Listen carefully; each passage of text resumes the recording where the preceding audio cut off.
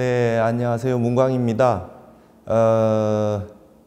그 정목 스님의 윤화 방송에서 제가 예전에 뭐 어렸을 때부터 이렇게 공부했던 얘기도 좀 하고 그냥 편안하게 얘기를 좀 한번 하면서 앞으로 우리가 이제 동양학이나 불교를 어떻게 공부를 해야 될지 이런 부분을 조금 생각도 해보고 뭐 그러는 시간을 한번 가져봤으면 해서 이런 얘기들을 하고 있습니다.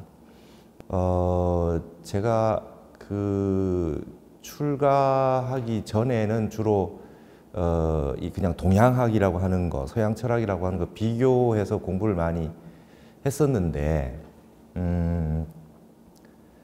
그 한학이라고 하는 거는 늘 보고는 있었지만 이제 전통문화연구회라고 있어요. 거기 가서 이제 또다시 이제 그 경전들을 새롭게 배웠고 저에게는 굉장히 그 인연이 됐던 분이 이제 지산 장제한 선생이라는 분에게 좀 가서 배운 적이 있었습니다. 그 고전 번역원, 예전에 민추라 그랬죠. 거기에 그 유명한 선생님이셨고 거기 가서 이제 배웠는데 어떻게 한문을 보는가 뭐 이런 것들에 대해서 굉장히 이제 저는 좀 알고 있어도 궁금해서 많이 여러 군데를 다녔어요. 지산 장제한 선생, 그 다음에 군대 갔다 와서는 도올 서원도 다녔어요. 도올 김효옥 선생 그 하셨던 도올 서원에 가서 주역도 배우고 도올 선생님은 그 우리 과 선생님이었던 최영애 선생님이 부인이시잖아요. 그래서 최영애 선생님한테 저는 이제 수업을 원래 많이 들었죠. 뭐 이렇게 문짝. 그러니까 지금 제가 이제 한문 공부하는 데 있어가지고 문짝적인 기반이 됐던 것이 아마 대학교 때 다녔던 갑골문, 설문해자 이런 공부를 최영애 선생님한테 해가지고 이제 그거를 사전도 찾고 뭐 이렇게 보는 그런 기본 공부를 했던 것 같아요.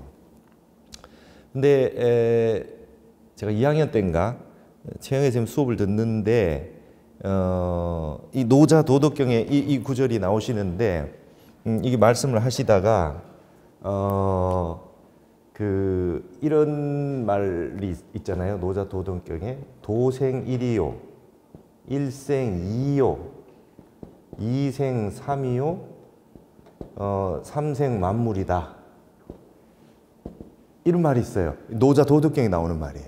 굉장히 유명한 말인데, 그러면 도가 일을 낳았다 그러면 이건 뭐겠습니까? 이건 이제 일이니까 이거는 태극이라고 보면 이건 무극이라고도 볼 수 있겠죠.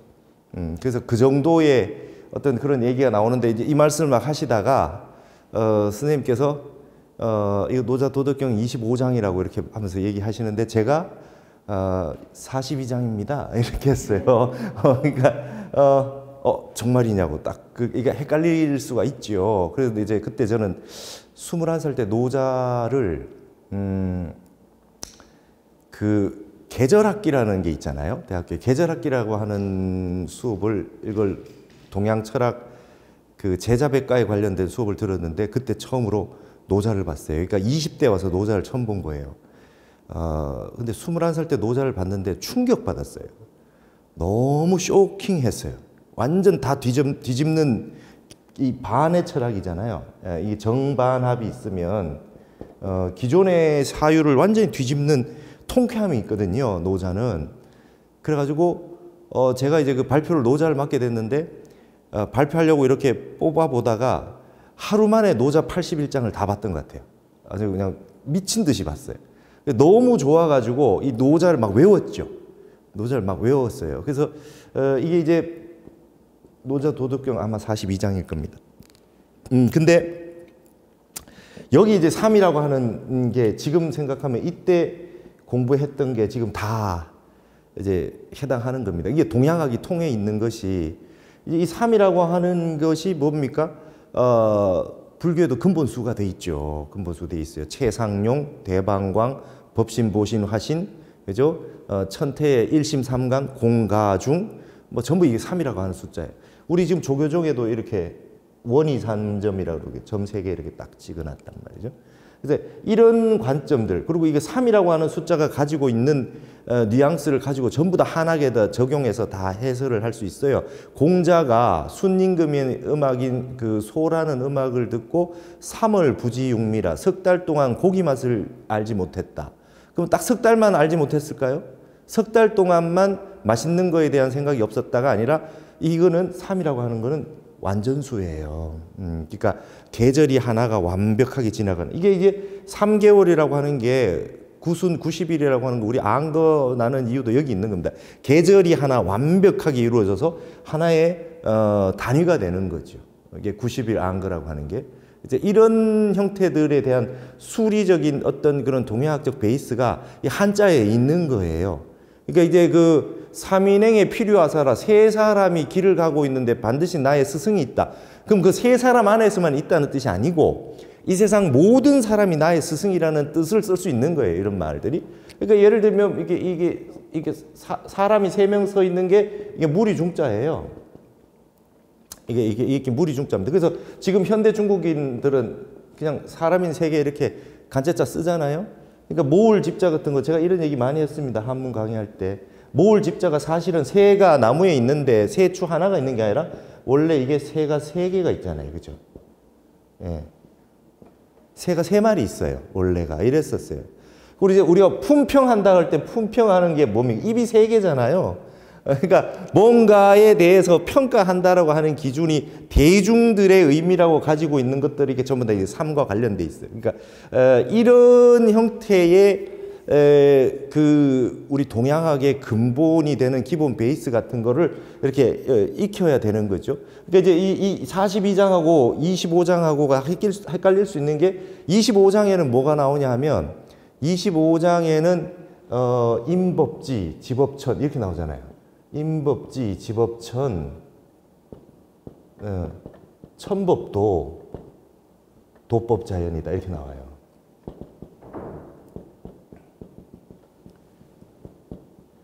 사람은 땅을 본받고 땅은 하늘을 본받고 하늘은 도를 본받고 도는 자연을 본받는다 이렇게 돼 있어요. 이게 25장에 있는 거죠.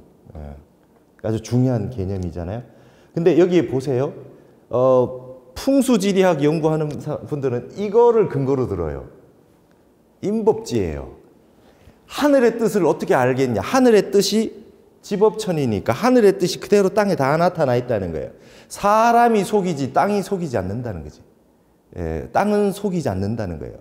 그러니까 그 땅이 가지고 있는 기운, 예를 들면 계룡산이다. 계룡산이다라고 하는 기운을 보세요. 그러니까 이런 부분에 가지고 있는 사상들이 사람은 땅을 본받는다. 땅에 있는 기상과 기운 그대로 어느 지역에 사느냐에 따라서 그 사람이 인걸은 지령이다. 그 땅 기운 그대로 사람들이 산다. 어느 나라마다 그 땅이 어떻게 되어 있느냐, 풍속이 어떻게 형성되느냐는 게 이게 땅에 의해서 사람들의 인품이 형성되는 거죠. 산이 많은 곳에 산 사람하고 바다가 가까운 데 사는 사람하고 그 다음에 조수간만이 많은데 보세요. 송광섭 방장스님이 그런 말씀 하시더라고요. 호남 사람들은 굉장히 판단력이 빠르다는 거예요. 서해에 간조가 생기죠. 민물, 썰물이 왔다 갔다 하는데 빨리 나가야 될 때 빨리 나가고 들어올 때 들어야 되고 판단력이 빨라질 수밖에 없대요. 경상도 사람들이 좀 무디잖아요. 우리 같은 사람이. 그 산 밑에 있으니까 늘 오늘도 그날이고 그날 이럴 수 있잖아요. 그 대신 지구력이 있잖아. 끈기가 있고. 그러니까 사람마다의 상태가 그렇게 다른 게 이게 임법지라는 거죠. 지법천이라고 하는 형태가 되고 천법도예요. 그러니까 이제 도와 관련된 얘기를 다 천을 얘기할 수밖에 없죠. 그러고 난 다음에 이게 도법자연인데 도는 자연을 본받는다. 여기에 이제 노장의 무위자연 사상이 나온 거죠. 이 진리라고 하는 이 그는 무국이라고 할 수 있는 이 도, 이를 낳는 도라고 하는 게 또 본받는 게 또 딴 게 있나? 여기에 이제 그 노자 사상의 핵심이 있습니다. 그래서 이거 자연을 어떻게 번역할 거냐? 20세기, 19세기 말에 있는 중국인들과 서양인들이 교류를 하면서 이걸 뭘로 번역할 건가라고 하는 게 이제 관건이었어요. 그래서 우리가 영어로 nature, 뭐 이거 자연 이렇게 쓰잖아요. 우리가 지금 자연이라고 하는 걸 번역을 여기서 가져온 거죠, 노자에서. 근데 이건 명사자연이 아닙니다. 그렇죠? 딱 봐도 아시겠잖아요. 그러니까 스스로 그러한이라고 하는 그냥 형용사예요. 그래서 이거는 다른 말로 그냥 자연이란 말을 우리는 워낙 많이 쓰니까 자연이 연이다 이런 표현을 다시 씁니다. 자연스럽게 그러한이라고 하는 표현을 다시 쓰기 시작했어요. 그러면서 영어로는 nature가 아니라 self so다 이렇게 스스로 그러한이라고 그냥 번역을 해버리는 형태가 생겨났습니다. 그러니까 이런 식의 이 사상들이 그러니까 무의 같은 것도 마찬가지죠. 무의 같은 것도 아무것도 안 하는 무의도식의 무의도 이걸 쓰지만 아무것도 안 하는 무의가 아니라는 거죠. do nothing 뭐 이렇게 번역해가지고 쓰기도 하지만 이렇게 하면 아무것도 안 하는 것처럼 느껴지기 때문에 이게 더 적극적인 그 번역이 non-action이죠. 인위를 짓지 않는 거. 인위로 억지로 뭘 하지 않는 것이 이제 무의다. 그러니까 인위로 뭔가를 하지 않고 스스로 그러하게 놔두는 게 무의자연이다. 이렇게 되는 거예요. 그게 동서 문명이 만나면서 어떻게 번역할 거냐. 번역의 문제가 대두가 되면서 어떻게 영어로 번역할 거냐, 정확하게 할 거냐라고 하는 것이라고 하는 그 과정들을 우리가 좀 이해를 하면 우리가 한자나 한문 공부해서 그 철학적 개념을 정립하는 데 있어서 또 도움이 될 수 있는 거예요. 어리벙벙하게 이해 안 하는 거죠. 그래서 이런 과정들이 제가 19살 때 출가를 하려고 했었지만 20대에 들어와서 이제 이런 그 학문의 어떤 중국 근현대에 있었던 그 해석학이라든지 그 다음에 이걸 가지고 동서 문명이 만나서 어떻게 번역할 거냐의 문제 이런 것들을 공부를 하면서 이제 예전에 배웠던 그 그냥 한학적인 것이 조금씩 이제 발전하기 시작하면서 이해를 하기 시작한 겁니다. 이런 식의 이제 문자학적인 방법 그 다음에 이런 그 해석학적인 방법이 이제 확장돼 가는 거죠. 그래서 제가 이게 이제 42장입니다. 이랬더니 이제 최영애 선생님이 가시고 그 다음날 보시고 오시더니 그 굉장히 철저하신 분이거든요. 오, 딱 찍었다고 그러면서 그때부터 저를 좋게 보셨어요. 그래가지고 최영애 선생님이 어떻게 인연이 됐냐면 제가 출가를 했는데 아무 말도 안 하고 출가를 했는데 제가 해인사에서 행자하고 있는 걸 제일 먼저 발견한 분이 최영애 선생, 김용옥 선생이었어요. 지관 스님이 해인사 홍자암에 계셔가지고 거기 한번 오셨다가 종정 스님이 원당함에 계신다 하니까 한번 인사라도 드려보고 싶다 해서 두 분이 오셨다가 그 제가 행자 있는 걸 보고 거기서 처음 만나서 너 여기 있었냐 이렇게 두 분 다 저를 아니까 도울서원에서도 뭐 제가 그 시경도 배우고 또 거기서 다 배웠거든요. 그래서 이제 김용옥 선생님이 그러시더라고요. 엄마가 보내줘 그러시더니 스님 되는 것도 좋지. 그러시고 나서 이제 사진도 찍고 그래서 제가 이제 그 학교에 예전 다니는 학교에 출가했다는 거를 이제 사람들이 알게 됐고 그래서 이제 나중에 해인사에 저보러 오는 그런 옛날 친구들도 있고 그랬더랬습니다.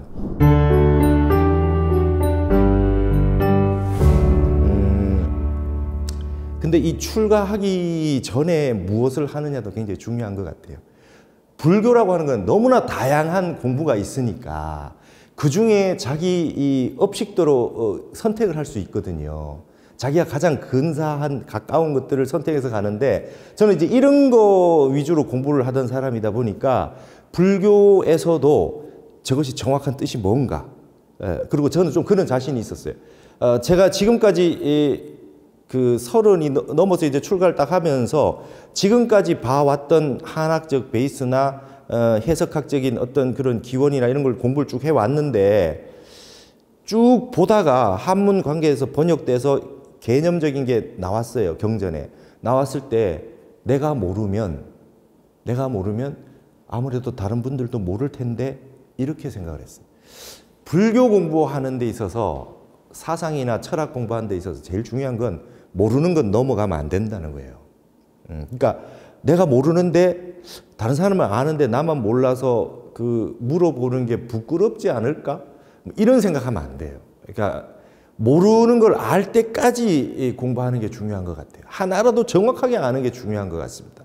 그래서 저는 제가 모르는 거 위주로 골똘하게 이제 파고들기 시작했어요. 내가 모르면 남도 모를 것이다라고 하는 약간 자만심 같지만 알아야 되겠다는 거예요. 그게 아니라 저는 필사적으로 알아내야 되겠다. 뭔 뜻인지 정확히 알아야 되겠다. 그래서 제가 뭐 해놓은 것들이 많습니다. 내가 모르는 거 위주로 몰랐던 거를 알게 된 거 위주로 강의하겠다.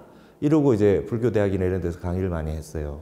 그래서 모르는 걸 이렇게 찾아가면서 알아내는 과정들이 굉장히 중요하고, 이때 아까 말씀드렸듯이 이제 저 선생님 중에 지산 선생님이 계신데 이게 주요 괴에서 나온 말이에요.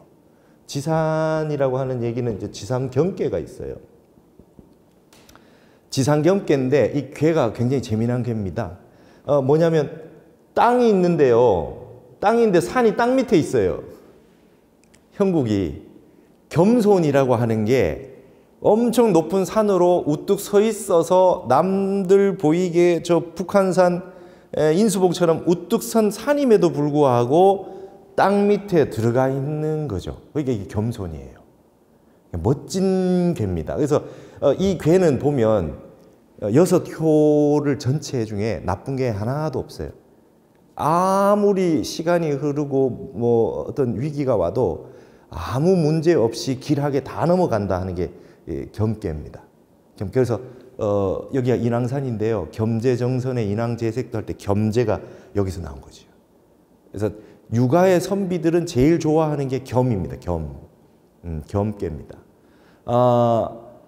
이러한 형태의 사유를 가지고 있는 유교 공부를 하던 제가 불교로 넘어왔을 때 굉장히 놀라운 것이 그거였습니다.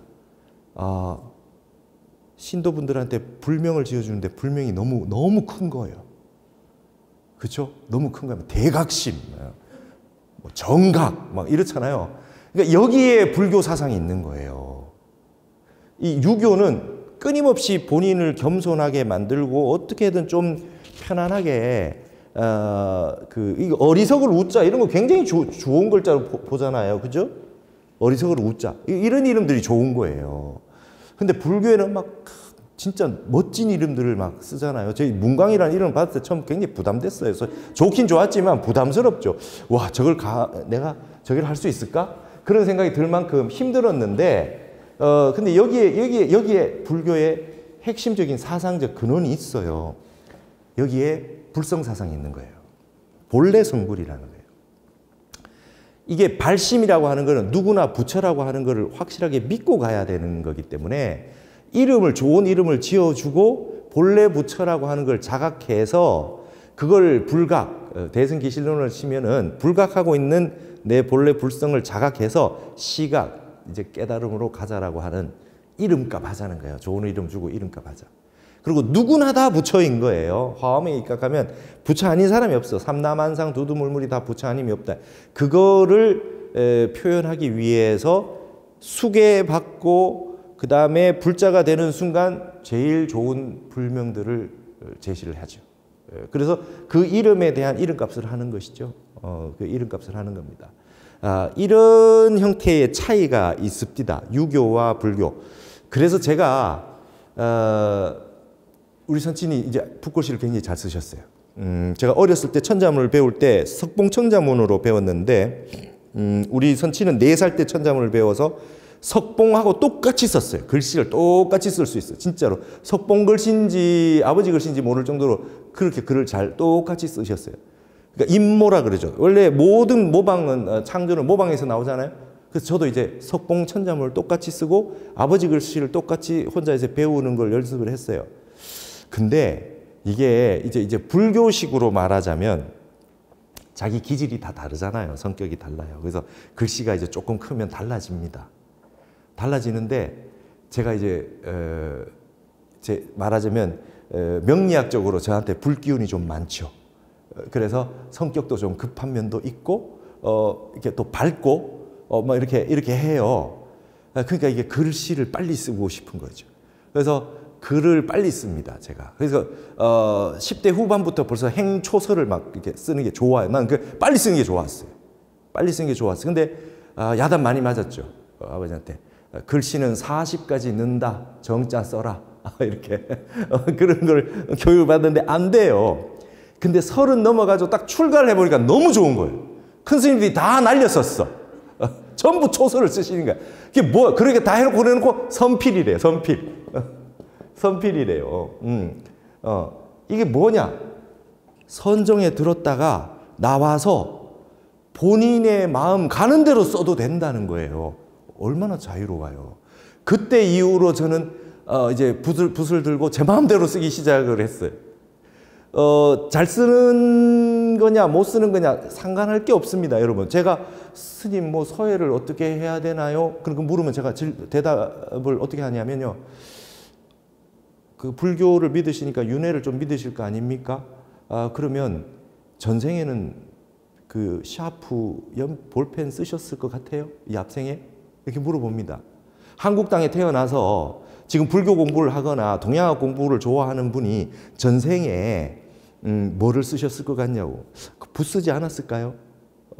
그러면 많은 생을 붓을 들고 살아보았을 거라는 거죠. 여러분들도 뭐 그 볼펜 이렇게 쓰고 하시다 보면, 펜을 쓰다 보면 살다 보니까 자기 글씨체가 나왔잖아요. 그렇듯이 붙들고 계속 쓰다 보면 자기 글씨체가 나올 거다. 근데 기본적으로 본인이 좋아하는 글씨체가 있을 거예요.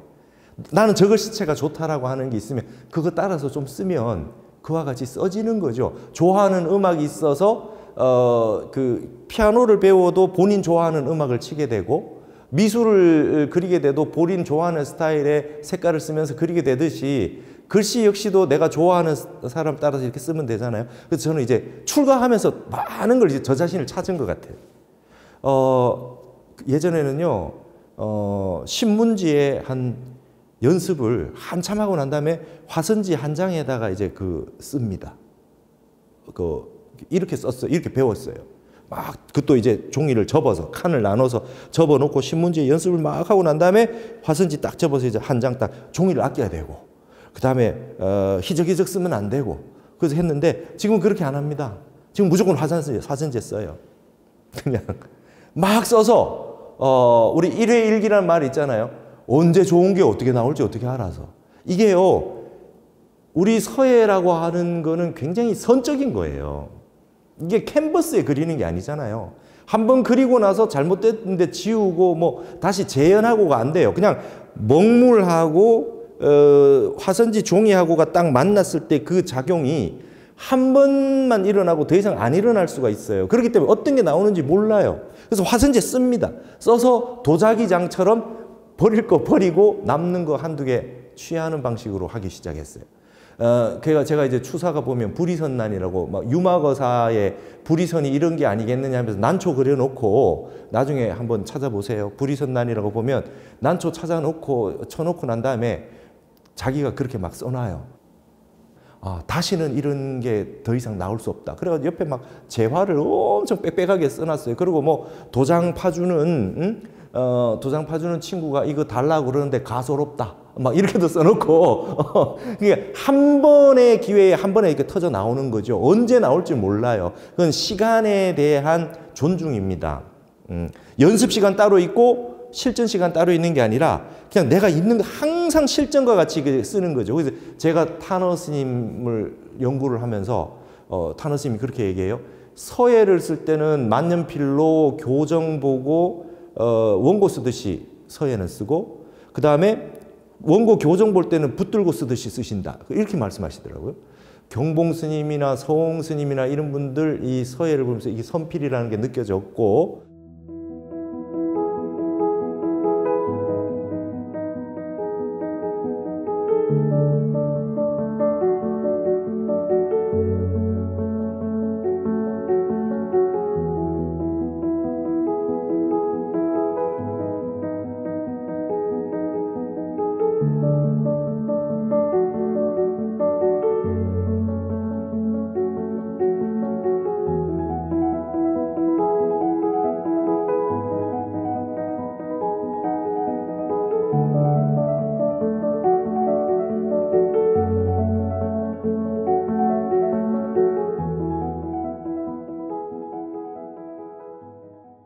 그 다음에 선이라고 하는 건 바로 지금 당처, 지금 즉시, 지금 바로 이 순간, 바로 이 자리라고 하는 이 선의 사상이 깃들어져 있어서 한 획 한 획 쓸 때 그때의 선정을 통해서 나오는 것이 가장 중요하다. 연습 따로 있고 쓰는 거 따로 있는 게 아니다라고 하는, 그러니까 유교는 끊임없이 수행, 닦아 나가는 과정을 가져서 이제 내가 제일 잘 닦여졌을 때 이제 한 번 쓴다라는 개념이 있는데, 불교는 시시가 불공이고 처처가 그냥 공부고 뭐 이런 개념이 있는 거죠. 이렇게 다 달라졌어요. 그래서 제가 예전에 했던 그 동양학의 그 유교 베이스의 공부가 불교 쪽으로 넘어오면서 이런 식으로 이제 바뀌는 거죠. 이름도 그 겸손한 이름에서 아주 그 멋진 불명의로 바뀌는 거. 글씨 쓰는 것도 정자로 쓰고 얌전하게 쓰고 이래야 되는 건데 그냥 일필휘지로 그냥 막 쓰는 형태의 것들을 긍정하는 형태로. 그러니까 이런 식으로 이렇게 점점 바뀌다 보니까 어떻게 되냐면, 옛날에 제가 만약에 출가를 안 했다 그러면 이런 화면에 절대 안 나올 겁니다. 절대 안 나올 것 같아. 이게 우리 지도 교수님 같은 경우는 잘 안 나가세요. 잘 안 하실라 그래. 근데 지금은 이런 생각이 들어요. 틀리면 어때요? 틀리면 틀리는 대로. 그러나 이거 보다가 조금이라도 도움 받는 분이 있다면, 그러면 그거는 그분에게 조금이라도 도움이 되면 그럼 그것도 좋다. 이런 식의 이제 긍정적인 생각들을 가지게 됐어요. 불교가 이게 좋았던 것 같아요. 예전에 내가 공부했던 거에 비해서. 그래서 이런 부분이 사람들에게 자신감을 심어주고, 너도 할 수 있다. 그 다음에 누구나 할 수 있다. 그 다음에 다 잠재되어 있다. 불성이 다 갖추어져 있다. 구원 성불이다. 이미 다 부처다. 라고 하는 그런 사상들이 여기 있어서 굉장히 자신감 있게 살 수 있는 그런 이 공부가 불교가 아닌가 이런 생각이 들었었어요.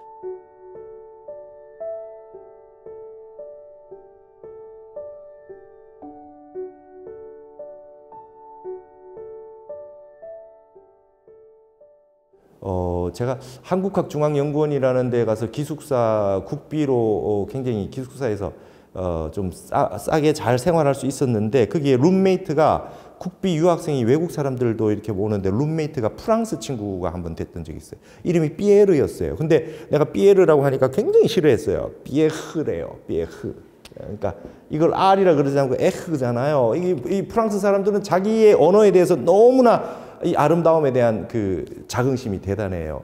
하도 그 친구가 불어를 좀 배워라 뭐 하라 그래가지고 제가 강남의 학원에 새벽에 다니면서 불어를 좀 배웠습니다. 몇 달을. 그래, 너 있을 때 내가 불어 좀 배워보자. 근데 거기 가서 굉장히 큰 걸 느꼈어요. 저 자신을 봤어요.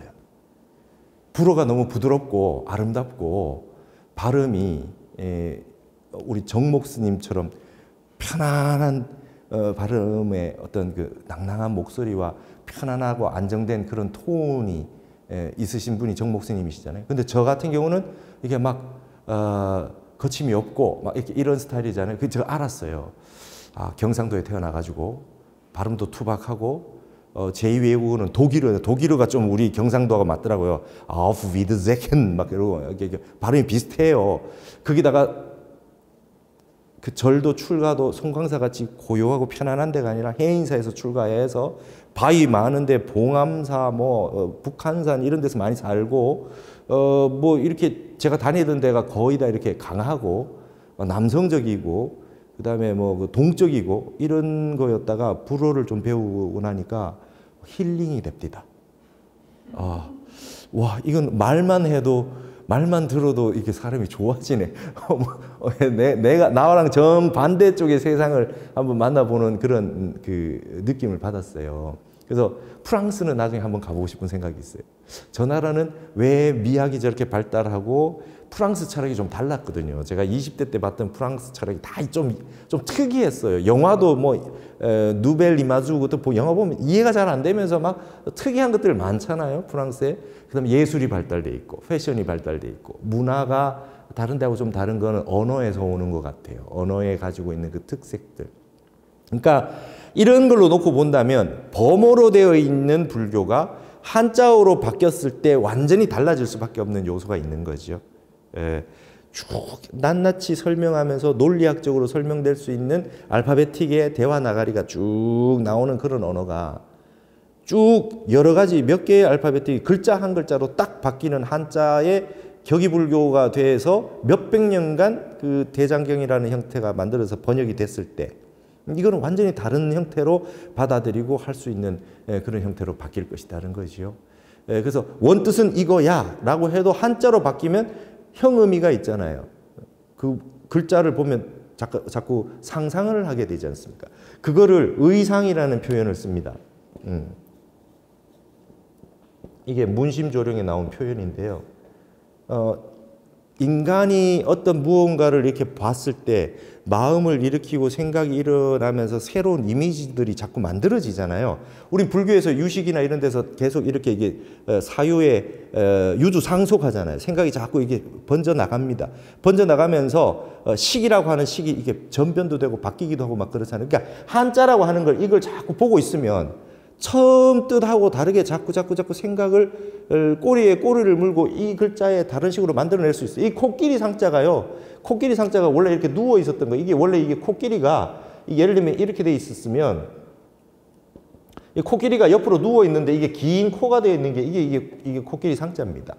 그런데 이 코끼리 상자가 어떻게 된 거냐 하면 한비자에 뭐 이렇게 보면 이런 말이 있어요. 원래 코끼리라고 하는 게 예전에 있었는데 코끼리가 없어졌대요. 잘 보지 못한 거죠. 인도에 코끼리 많잖아요. 근데 그 남방 지역에 있다 코끼리가 있었는데 코끼리를 보지 못해서 뼈만 보고 코끼리를 상상했대요. 그러니까 그 나중에. 그래서 이 코끼리 상자를 놓고 이미지 상징이라고 하는 상상이라고 하는 뜻이 들어간 거예요. 코끼리를 그 뼈만 보고 상상했다는 거죠.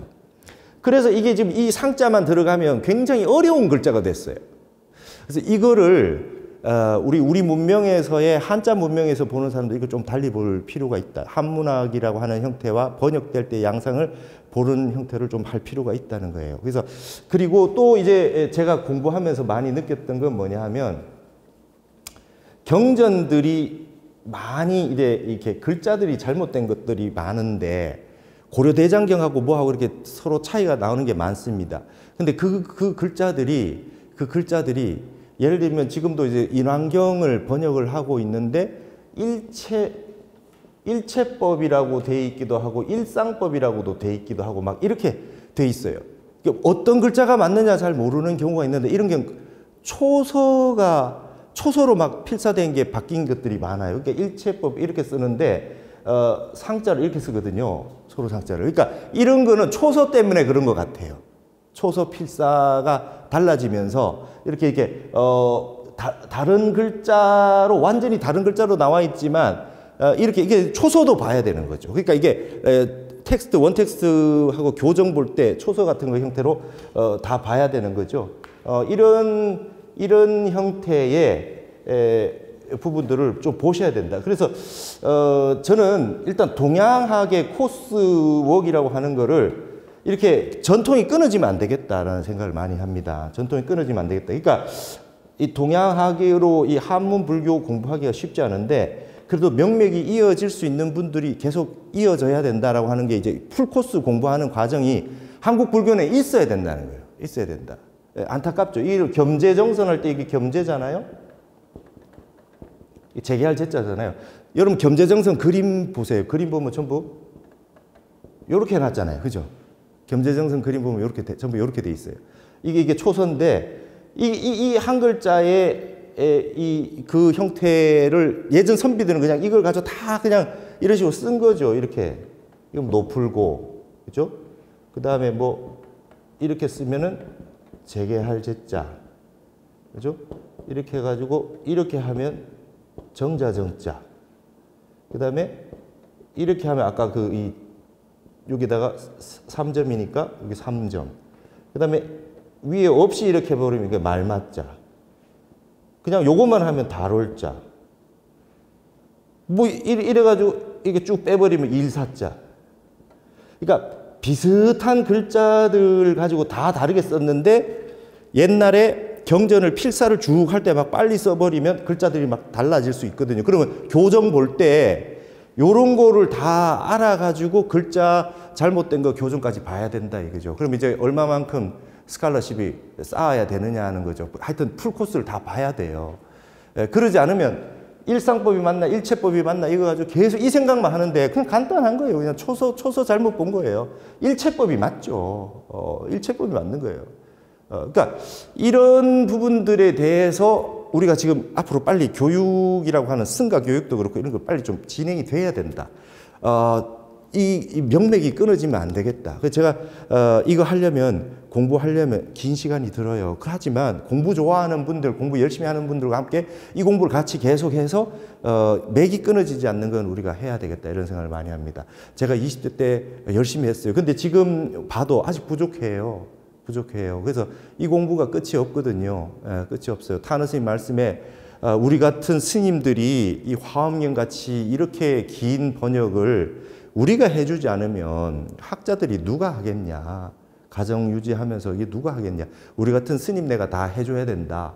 이런 말씀을 하셨듯이 지금 우리 승가 교육에서도 한자라고 하는 거는 전체가 한자를 봐서 공부할 필요는 없어요. 핵심만 되는 건 우리 그 개론서 같은 걸 공부를 하되 이거를 이런 식으로 공부를 쭉 해와가지고 어떤 문헌을 던져줘도 잘 해석하고 볼 수 있는 그런 역량 있는 스님들은 계속 유지가 돼야 된다. 왜냐? 통일이 됐을 때 개성에 10차리 있었잖아요. 마흔월대 주변에. 그거 지금 다 폐허로 돼 있어요. 통일되면 바로 이제 땅을 딱 열고 이제 그 지표조사부터 시작해서 할 겁니다. 문헌들도 나오고 도자기도 나오고 기와장도 나오고 그다음에 거기에 관련된 역사 자료 다 나오고 그런 거 다 보려면 그냥 불교 학만 그냥 그 해가지고 될 일이 아니라 이런 우리 수천 년 이어져 왔던 옛날 전통적인 이 한학과 이 한문 불전에 대한 그런 게 있어야 된다는 거죠. 그게 베이스가 되지 않으면 굉장히 어렵다. 그래서 오늘은 이번 시간은 여기까지 하고 그러면 다음 시간에는 제가 20대 때 정말 좋아했던 한국 시 한 편을 예전에 보지 못했는데 불교를 공부하고 나서 다시 보게 된 그 김수영의 시 한 편을 가지고 여러분을 다시 만나도록 하겠습니다. 감사합니다.